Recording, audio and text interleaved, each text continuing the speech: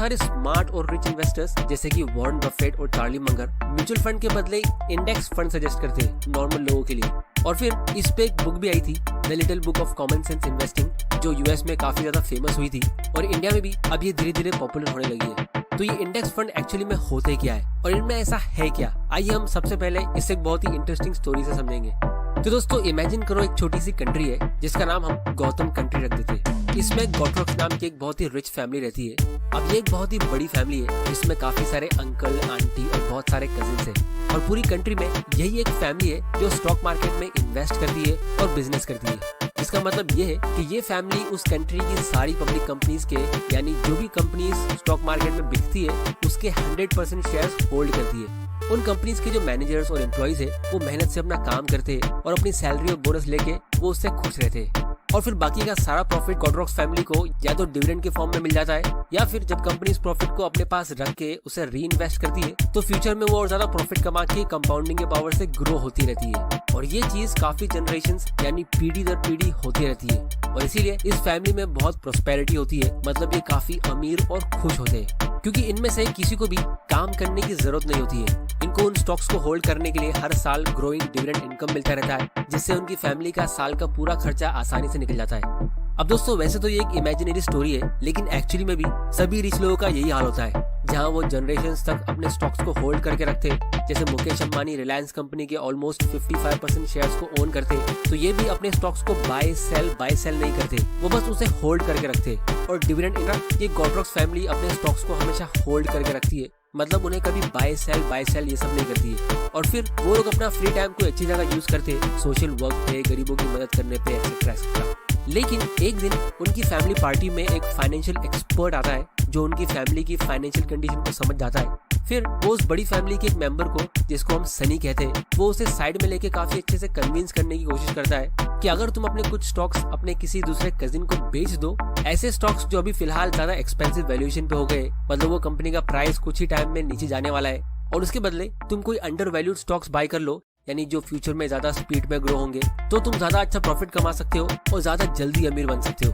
तो ये आइडिया सनी को काफी न्यू लगता है लेकिन इंटरेस्टिंग भी। और इसके साथ में वो स्टॉक मार्केट गुरु सनी को ये भी कहता है कि उसके बाइंग और सेलिंग का जो ट्रांजैक्शन होगा उसे भी वो खुद हैंडल कर लेगा, सनी को उसका टेंशन लेने की जरूरत नहीं है। अब इस बात पे सनी फाइनली मान जाता है कि ये स्टॉक मार्केट गुरु कितना अच्छा है। लेकिन कुछ सालों बाद उस पूरी फैमिली की दौलत बढ़ने के बदले और कम होने लगती है और ये चीज देख के वो सब टेंशन में आ जाते हैं कि ऐसा कैसे हो सकता है। अब दोस्तों इसका रीजन ये है कि उनकी फैमिली की जो वेल्थ है उसमें से एक हिस्सा उस फाइनेंशियल एक्सपर्ट को जा रहा था कमीशन, ब्रोकरेज और ट्रांजैक्शन फी के नाम पे। क्योंकि पहले वो फैमिली सारी कंपनीज के 100% शेयर्स ओन करते थे, तो वो स्टॉक शॉर्ट टर्म में कितना भी ऊपर या नीचे हो, लॉन्ग टर्म में ऑन एन एवरेज सारे स्टॉक्स ग्रो होते थे जिससे उनकी वेल्थ ग्रो होती थी और उनको ग्रोइंग डिविडेंड इनकम मिलता था। लेकिन अब क्योंकि वो स्टॉक्स आपस में बाय सेल कर रहे हैं, तो अगर फैमिली का एक मेंबर ज्यादा प्रॉफिट कमा रहा है तो दूसरा मेंबर उतना ही लॉस ले रहा है। जैसे अगर सनी ने किसी स्टॉक को जो ज्यादा ऊपर चला गया था उसको सेल कर दिया अपने किसी कजिन मोंटी को, और उसके बदले सनी ने दूसरी कंपनी का स्टॉक ले लिया, तो सनी को ज्यादा प्रॉफिट मिल गया लेकिन मोंटी का लॉस हो गया। तो ओवरऑल उस फैमिली के लिए हम इसे एक नेगेटिव सम सिचुएशन कहेंगे। इसको अगर मैं और सिंप्लीफाई करना चाहूँ तो आप ये समझ लो कि अगर मोंटी और सनी एक टॉस उड़ाने का गेम खेलेंगे, हेड्स पे सनी जीतेगा और उसे मोंटी से 1000 रुपए मिलेंगे, और टेल्स पे मोंटी जीतेगा और उसे सनी से 1000 रुपए मिलेंगे, तो कभी मोंटी जीतेगा या कभी सनी। लेकिन इस गेम से लॉन्ग टर्म में ये दोनों अमीर नहीं बन पाएंगे क्योंकि ये एक जीरो सम गेम है। ओवरऑल इससे इन दोनों की वेल्थ पे कोई भी फर्क नहीं पड़ेगा क्योंकि ये खुद ही अपना पैसा मिलाकर खेल रहे हैं। लेकिन अगर आप हर एक बार टॉस उड़ाने पे एक छोटी सी 1% या उससे भी कोई कम की फीस ऐड कर लो, फिर चाहे वो फीस कितनी भी छोटी हो जो उन्हें एक तीसरे इंसान को देना है जो वो गेम को ऑर्गेनाइज कर रहा है, तो वो तीसरा इंसान धीरे धीरे करके लॉन्ग टर्म में अमीर बनता रहेगा और उसके लिए ये एक पॉजिटिव सम गेम हुआ। तो इसी तरह अगर कोई एक म्यूचुअल फंड इंडेक्स से अच्छा परफॉर्म कर रहा है तो इसका मतलब ये है कि कोई दूसरा म्यूचुअल फंड इंडेक्स से बुरा परफॉर्म कर रहा है, क्योंकि सारे म्यूचुअल फंड्स इंडेक्स से यानी मार्केट से अच्छा परफॉर्म कर ले ऐसा नहीं हो सकता, ये इम्पॉसिबल है। लेकिन अगर आप इसमें म्यूचुअल फंड कंपनीज की फीस ऐड कर लो तो अब बहुत ही कम म्यूचुअल फंड्स लॉन्ग टर्म में इंडेक्स को बीट कर पाते हैं। और इसीलिए वॉरेन बफेट और चार्ली मंगर जो इस स्टॉक मार्केट और इन्वेस्टमेंट इंडस्ट्री के गेम को अच्छे से समझते हैं, क्योंकि ये इसमें पिछले 80 सालों से वो लोगों को इंडेक्स फंड सजेस्ट करते हैं, क्योंकि उनके हिसाब से ये mutual fund industry overall country में कोई एक्स्ट्रा वैल्यू ऐड नहीं कर रही है। और इसीलिए आप मेरे चैनल पे कोई भी बेस्ट ट्रेडिंग स्ट्रेटेजी या बेस्ट म्यूचुअल फंड ढूंढने वाले ऐसे कोई वीडियोस नहीं देख पाओगे। क्योंकि जिस तरह वो गॉट्रॉक्स फैमिली थी तो हम भी सब इंडियंस एक फैमिली की तरह है, और जो चीज मैं खुद यूज नहीं करता हूँ तो मैं अपने भाइयों को भी प्रमोट नहीं करूंगा। अब दोस्तों ऐसा नहीं है कि म्यूचुअल फंड बिल्कुल यूजलेस है और स्टॉक मार्केट भी एक जीरो सम गेम है। इस डाउट को मैं वीडियो के खत्म होने से पहले क्लियर कर दूंगा, लेकिन फिलहाल के लिए हम गॉट्रॉक्स फैमिली की स्टोरी को कंप्लीट कर लेते। तो जब गॉट्रॉक्स के फैमिली मेंबर्स अपनी इनकम को गिरते हुए देखते तो वो काफी परेशान हो जाते और फिर वो एक फैमिली मीटिंग बुलाते जिसमें फैमिली के सारे मेंबर्स आते और तब सनी कहता है कि मुझे पता था ऐसा कुछ होने वाला है, इसीलिए मैंने एक फाइनेंशियल एक्सपर्ट को हायर किया था। और इसीलिए वो फैमिली मेंबर्स ये डिसाइड करते कि वो उस एक्सपर्ट को फायर करके किसी दूसरे एक्सपर्ट को हायर करेंगे पूरी टीम को। तो कुछ सालों तक वो टीम काफी मेहनत करती है, लेकिन उसके बाद भी कोई इम्प्रूवमेंट नहीं होता है। इनफैक्ट उस फैमिली की इनकम और ज्यादा गिर जाती है, क्योंकि अगर बड़ी टीम होगी तो और ज्यादा इनकी सैलरी और फीस होगी, लेकिन ये चीज उनको समझ नहीं आती है। और तब वो ये डिसाइड करते कि वो इस टीम को भी फायर करके किसी दूसरे फाइनेंशियल एक्सपर्ट की टीम को हायर करेंगे। और इसी तरह हर कुछ सालों में वो काफी सारे फाइनेंशियल एक्सपर्ट्स ट्राई करते, लेकिन फिर भी उनकी वेल्थ ग्रो होने के बदले कम हो रही थी। और तब फाइनली सनी अपने पुराने स्कूल के बेस्ट फ्रेंड रॉकी को कॉल करता है। जब ये दोनों छोटे बच्चे थे बड़ी शरारत करते थे, लेकिन अब रॉकी एक काफी यंग और फाइनेंशियली इंडिपेंडेंट लड़का हो गया है जिसकी फाइनेंस की नॉलेज काफी स्ट्रॉन्ग है। तो रॉकी जब उस फैमिली की टैक्स फाइल और इनकम रिपोर्ट्स को रीड करता है तो वो उनसे सिर्फ 2 लाइन कहता है कि तुम लोग ने इस विनर्स गेम को एक लूजर गेम बना दिया है, मतलब पॉजिटिव सम गेम को एक नेगेटिव सम गेम बना दिया है। और इसका रीजन ये है कि जितना ज्यादा आप फीस पे करोगे उतना कम आपके लिए प्रॉफिट बचेगा। और तब सनी को हिंट मिल जाती है कि जब से उसने वो पहला फाइनेंशियल एडवाइजर चुना था तब से ही उनकी वेल्थ कम होना शुरू हुई थी। और फिर फाइनली वो लोग मिलकर डिसाइड करते कि वो इन सारे एक्सपर्ट्स को हटा देंगे और अपने पुराने तरीके पे वापस आ जाएंगे, जहां वो सभी स्टॉक्स को बस होल्ड करके रखेंगे। और जैसे ही वो ऐसा करते तो उनको फौरन इसका रिजल्ट दिख जाता है कि उनकी इनकम फिर से मैक्सिमम हो जाती है, यानी 100% जो उनको डिविडेंड और कैपिटल गेन से मिलता है, और उनको कम से कम टैक्स पे करना पड़ता है। और इसके बाद वो सब फिर से खुशी खुशी अपनी जिंदगी गुजारते। तो दोस्तों इस स्टोरी से आपको एक हिंट मिल गया होगा कि ओवरऑल कंट्री के लिए ये म्यूचुअल फंड इंडस्ट्री कुछ खास काम की नहीं है, और इसीलिए दुनिया का सबसे पहला इंडेक्स फंड जॉन बोगल ने खुद क्रिएट किया था। और फिर उन्होंने ये बुक लिखी जिसके फर्स्ट लेसन को मैंने अपनी स्टाइल में सिंप्लीफाई करके एक्सप्लेन किया। अब दोस्तों बहुत लोगों के लिए ये इंडेक्स फंड एक बहुत ही न्यू चीज होगी, तो इससे पहले कि हम इसकी डिटेल में जाए हम एक बेसिक कंपैरिजन कर लेते इंडेक्स फंड और म्यूचुअल फंड का, क्योंकि दोनों ऑलमोस्ट एक जैसे होते हैं लेकिन इनमें बहुत छोटे छोटे डिफरेंस होते हैं जिससे लॉन्ग टर्म में काफी ज्यादा फर्क पड़ता है। तो सबसे पहला और सबसे मेन डिफरेंस इन दोनों का ये होता है कि म्यूचुअल फंड में एक एक्सपर्ट फंड मैनेजर होता है जो उस पोर्टफोलियो को हैंडल करता है। अब इंडेक्स फंड में भी एक फंड मैनेजर होता है, लेकिन वो सिर्फ नाम का होता है। तो अगर हम यहाँ पे रैंडमली एक इंडेक्स फंड ओपन करते हैं तो इसकी सारी डिटेल्स हमें यहाँ मिलेगी। तो ये एक निफ्टी 50 इंडेक्स फंड है, मतलब इसमें इंडिया की टॉप 1 से लेके 50 बड़ी कंपनीज है। तो यहाँ पे भी एक फंड मैनेजर है, यहाँ पे हम इसका नाम और डिटेल देख सकते हैं, लेकिन ये फंड मैनेजर इस पोर्टफोलियो को एक्टिवली मैनेज नहीं करेगा। उसके पास चॉइस नहीं होगा कि इसमें से कौन सी कंपनी वो खुद से बाय और सेल करे। उसे बस इंडेक्स को फॉलो करना होगा, जैसे सेंसेक्स या निफ्टी या जो भी उस फंड की थीम है, और इसीलिए इनका एक्सपेंस रेशियो काफी कम होता है। तो इंडेक्स फंड का सेकंड इंपॉर्टेंट डिफरेंस ये है कि इनके कॉस्ट काफी कम होते हैं, जैसे इसका 0.16% का एक्सपेंस रेशियो है। तो ये वो फीस है जो हम इन्वेस्टर्स अपने पैसे मैनेज करने के लिए इन कंपनीज को पे करते हैं, जिनको हम एएमसी यानी एसेट मैनेजमेंट कंपनीज बोलते हैं।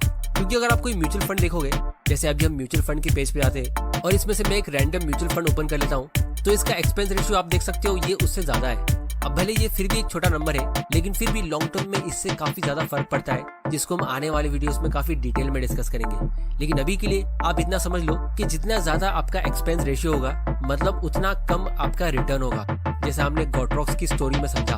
फिर तीसरा और सबसे मेन इंडेक्स फंड का एडवांटेज ये है कि आपको बेस्ट स्टॉक पिक करने की जरूरत नहीं होगी और ना ही बेस्ट म्यूचुअल फंड ढूंढने की जरूरत होगी। क्योंकि अगर आप कोई निफ्टी 50 के इंडेक्स में इन्वेस्ट करना चाहते हो, मतलब इंडिया की टॉप 50 कंपनीज में, तो फिर वो इन कोई भी एएमसी के थ्रू हो, उन सब का रिटर्न ऑलमोस्ट सेम होगा।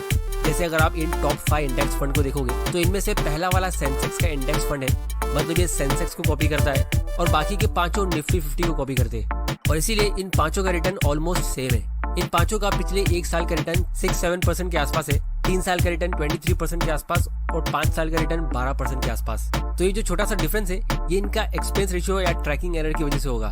तो यहाँ पे आपको टेंशन लेने की जरूरत नहीं होगी कि आपने कोई गलत फंड में इन्वेस्ट तो नहीं कर दिया। और फिर लास्ट और सबसे इंपॉर्टेंट बेनिफिट इंडेक्स फंड का ये होता है कि जिस तरह क्रिकेट में या कोई भी कंपटीशन में एक रैंकिंग सिस्टम होता है, जो प्लेयर सबसे अच्छा परफॉर्म करता है उसको फर्स्ट रैंक मिलता है, और इसी तरह टॉप 10-20 लोगों की लिस्ट बनती है जिसमें आप काफी श्योर रहते हो कि ये ग्रुप काफी अच्छा परफॉर्म करेगा।